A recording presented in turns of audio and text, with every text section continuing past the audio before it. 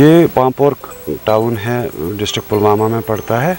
ये केसर टाउन के नाम से मशहूर है और हम इसी टाउन का एक गांव है चंदारा, हम वहाँ पे ही केसर उठा रहे हैं इस वक्त इसका सीज़न है। ये इसी सीज़न में उठाते हैं हम। इसके मतलब बहुत सारे फ़ायदे हैं।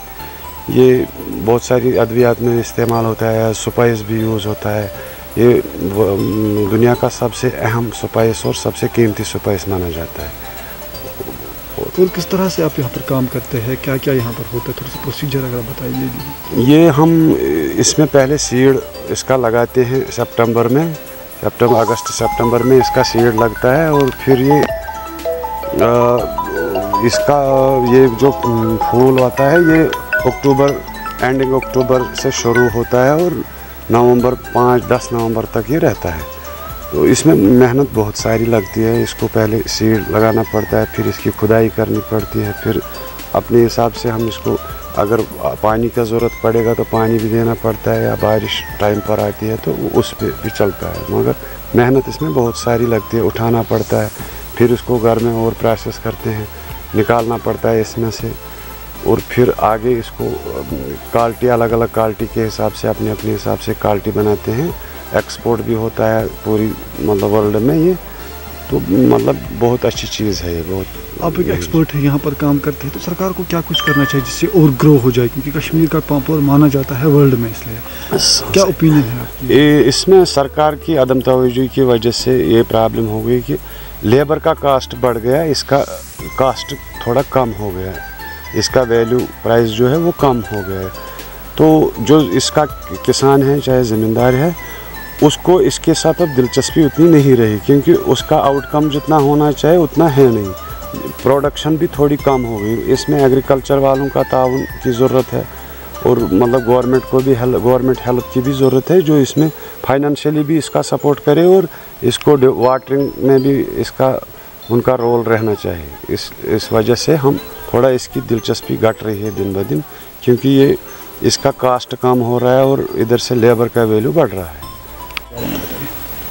मैं मुश्ताक अहमद हूँ और ये चंदारा गाँव है, जहाँ से हम ये भी फूल उठा रहे हैं। यहाँ की सन्नत है ये केसर, जो दरअसल ईरान से आई है। तो बहुत सालों से हम इसी पे अपना गुजारा चला रहे हैं। तो पिछले साल से थोड़ा क्रॉप में प्रोडक्शन में इंक्रीज़ हो रहा है। अगर गवर्नमेंट इसकी तरफ ध्यान देगी तो मेरे ख्याल में पुरानी तरीके से ये बहुत अच्छा हो जाएगा। फिर भी नहीं तो इस सन्नत की कमज़ोरी है, अभी इसमें बीज जो है वो गायब होता जा रहा है। तो और वाटर जो है प्रोडक्शन जो इधर लगाए, पंप वगैरह जो लगाए हैं, तो ये अभी चालू है ही नहीं। तो अगर ये भी चालू हो जाती है तो मेरे ख्याल में इसका भरपूर फसल हो जाता है।